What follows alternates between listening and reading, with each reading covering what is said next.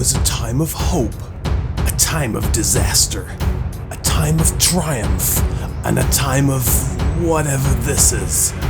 But one team would work with another team to build the car of the future, a car they would call the Rover 800, and the Sterling, and the Honda Legend, and the Acura Legend.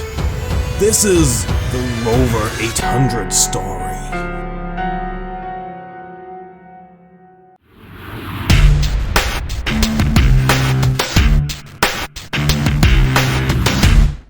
Rover's previous big car, the SD1, was beautifully designed, but hampered by one production problem after another.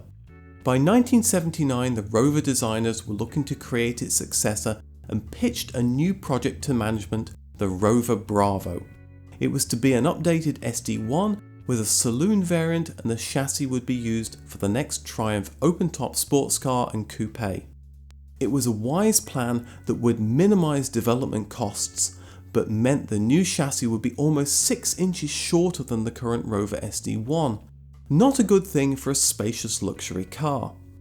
But British Leyland had a new manager, Michael Edwards, who was charged with getting finances under control.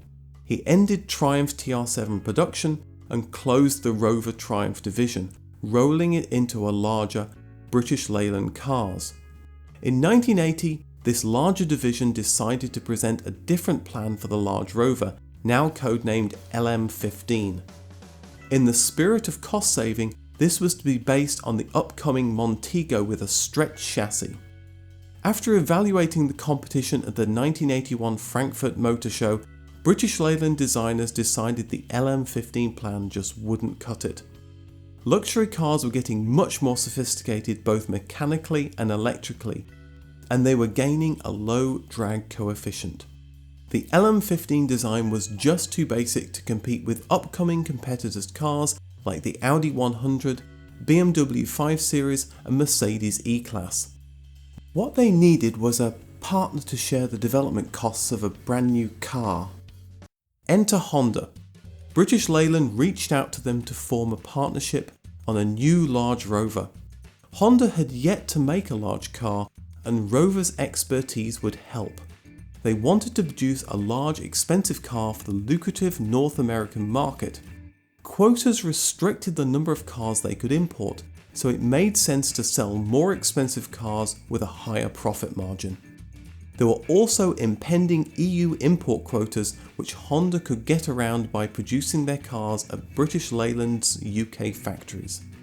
By 1982, British Leyland was renamed Austin Rover, and the first fruits of the new partnership was the Triumph Acclaim, a rebadged Honda Ballard assembled at the Austin Rover Cowley plant and the final car to use the Triumph badge. Even before the new large Rover Honda plan was approved, Austin Rover engineers started work on designing it. They wanted to show the design direction they wanted the car to take, essentially a more aerodynamic version of the SD1. But as the luxury car market was moving to saloons, it wouldn't be a hatchback. The project was codenamed XX by Austin Rover, HX by Honda. By the summer of 1982, a clay mock-up was produced with a slippery drag coefficient of just 0.27, a massive improvement over the SD1's 0.36.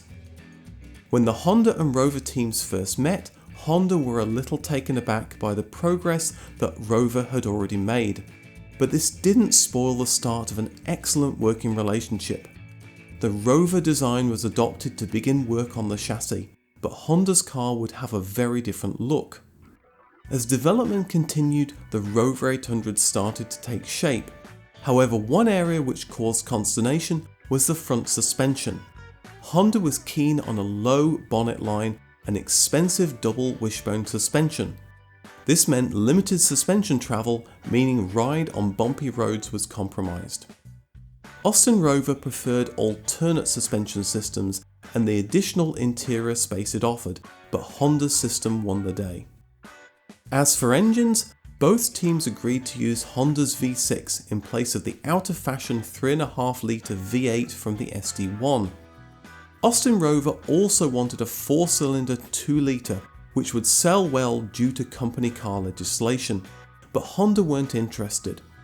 The O Series engine from the SD1 was chosen, rechristened the M Series, but in that car it had been underpowered, so it needed a boost. Thankfully, silicon chips had allowed electronic engine management to more precisely control combustion, helping satisfy new emissions legislation. Fuel injection and 16-valve single and double overhead cam provided the necessary power needed in such a high-end saloon. Both cars proved a little unrefined to start with. They needed high revs to go quickly, and the M Series was also loud, which added to the problem.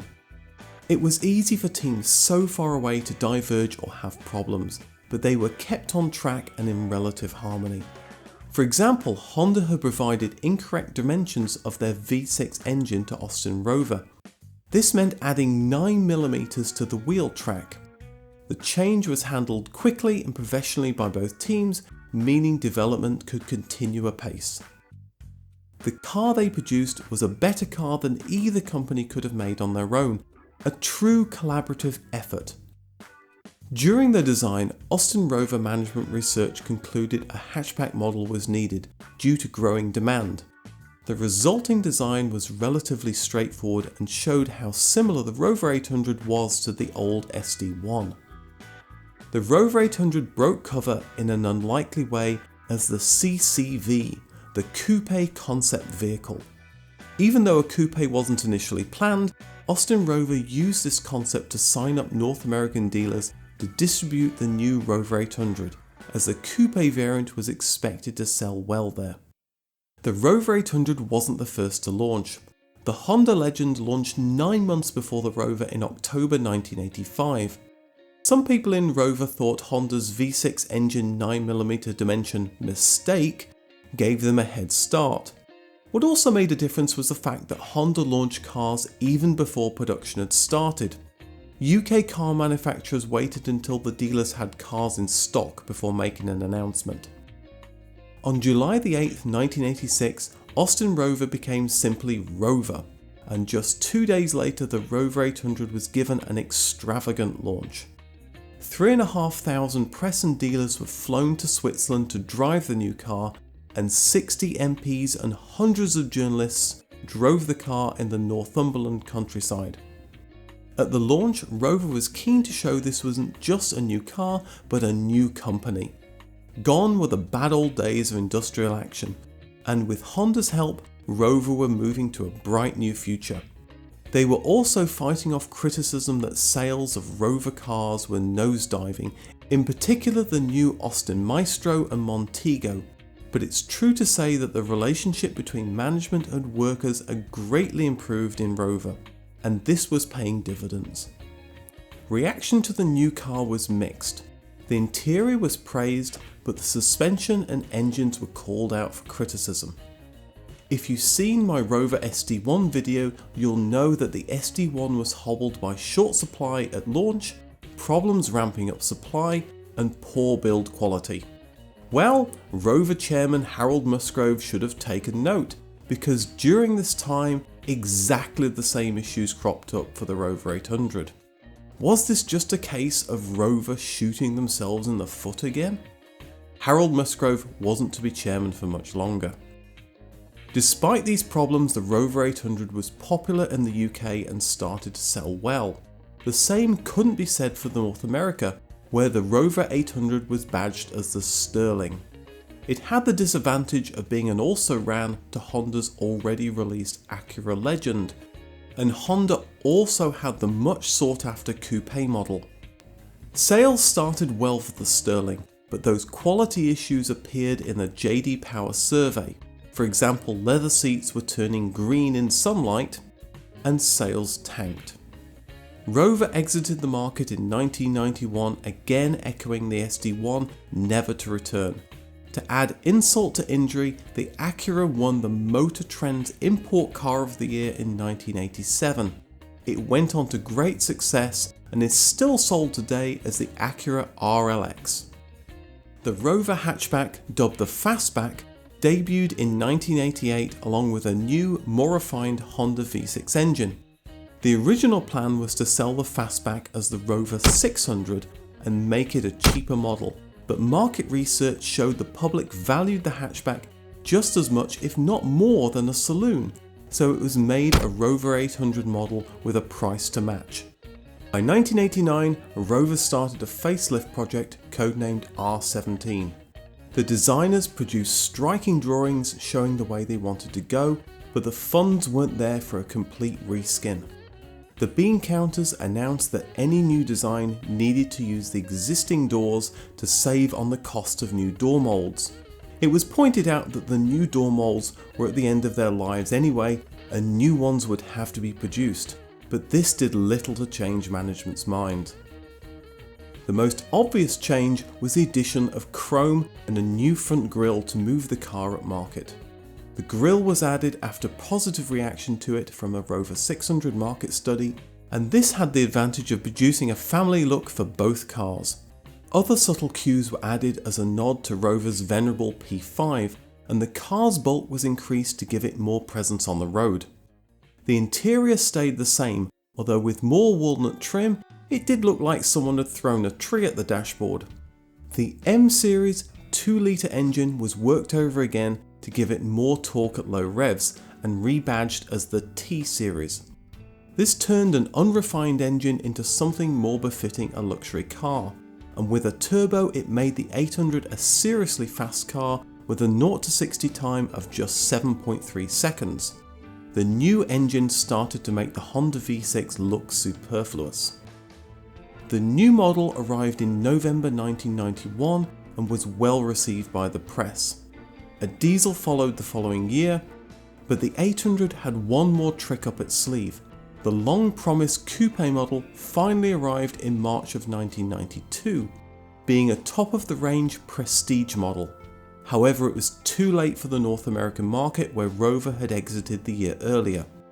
The updated 800 sold well, but not spectacularly throughout the rest of its life, ending production in 1998 after selling over 317,000 cars. In 1994, BMW purchased Rover and they designed a replacement, the Rover 75, which would go on sale in 1999. Rover did an amazing job giving the Rover 800 a 13-year lifespan with relatively few updates, and partnering with Honda was the right move to get the funds to develop the car that could compete with tough competition. If you want to hear more car histories, then hit the subscribe button and don't forget the bell icon to get notifications when they're published. And let me know your experiences of the Rover 800 in the comments below. Thank you for watching and see you in the next video.